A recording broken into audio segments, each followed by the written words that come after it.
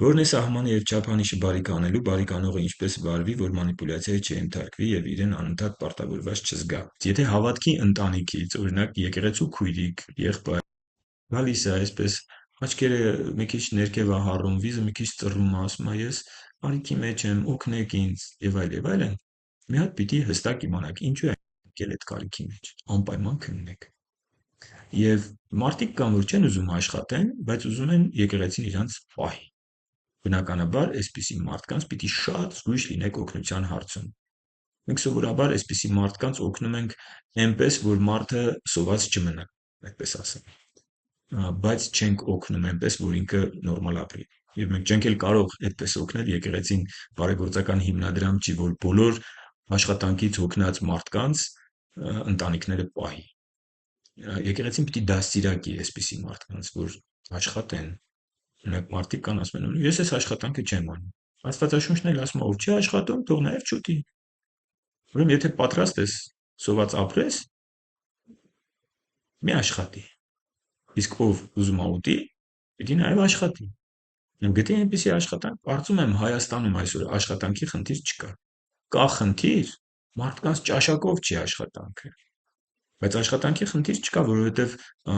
եթե տեսնում եք արտասահմանցիները հատուկ գալիս են այստեղ կատարելու են աշխատանքները, որոնք հայերի ճաշակով չեն։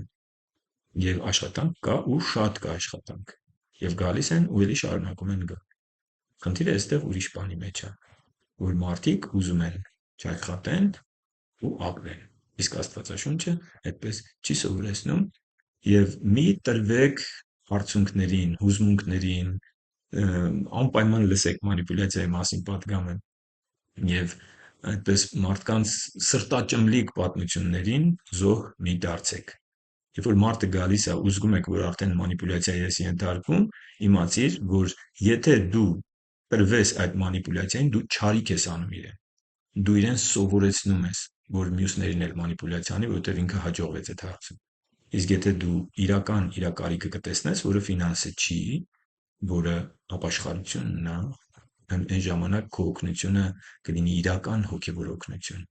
Եվ մի վախեցեք, մի քաշվեք մանիպուլյատորներին նեղացնելուց։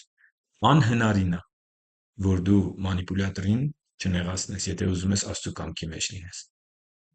Այսինքն պիտի նաև այստեղ ուշադիր լինենք եւ չվախենանք մարդկանց ոչ ասել։ Ոչ։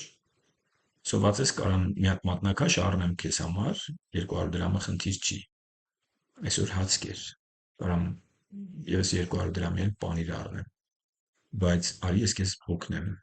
Եթե դու աշխատանք չես կարողանում գտնես, արի ես քեզ օգնեմ։ Եվ օրինակ մեծագույն օգնություն ցույց տված կլինեք, եթե մարդուն, չգիտեմ, մի հատ մաքրության աշխատանք գտնեք, գնա ինչ-որ մի վարձավերանություն մաքրություն անի եւ իրա մի քանի հազարը օրական ստանա։ Մեծագույն օգնություն կլինի։ Հույս ունեմ, որ հասկանում եք ինչի մասին է խոսքը։